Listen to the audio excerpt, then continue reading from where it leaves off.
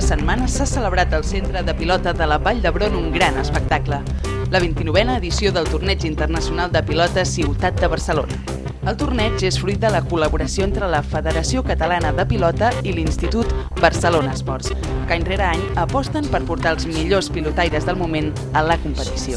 Aquest any, a part de la final demà, per parelles que hem sigut tradicional durant aquests últims 29 anys, hem muntat un partit de pala curta en homenatge al nostre jugador Emiliano Sfutka, que fa 15 dies aproximadament va quedar campió del món a Po.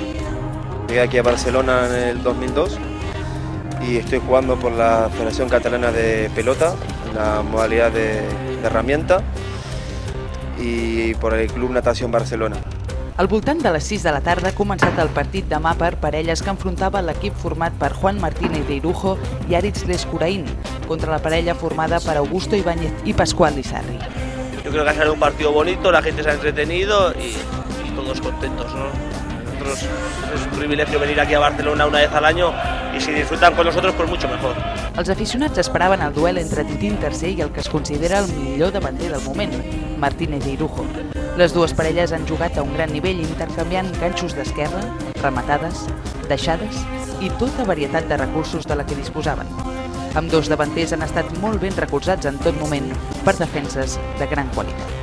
Yo creo que no ha tenido ningún fallo la pareja contraria, ¿no? Yo creo que han hecho también méritos para ganar, pero como te he dicho antes, pues solo puede ganar uno y la diferencia ha sido mínima de 3 tantos, ¿no? Hemos sido 19 iguales en el marcador y al final pues hemos hecho la atacada hasta 22 seguida nosotros, como podían haber hecho ellos. Els aficionats han seguit amb passió cada jugada, sense perdre detall, disfrutant d'un duel emocionant i igualat fins a arribar al 19-19. Moment en què la parella formada per Martínez de Irujo i Aritz Lescurain s'ha escapat fins a guanyar el maig per 22-19. Tenemos suerte de estar, tanto Titín como yo, como cabezas de serie en el torneo, pues nos permite venir aquí a Barcelona y nos ayuda a llevar mejor la preparación. El temps entre el partit demà i el de pala curta s'ha aprofitat perquè l'afició catalana rendís homenatge als jugadors que han participat en el darrer Mundial disputat a Pau.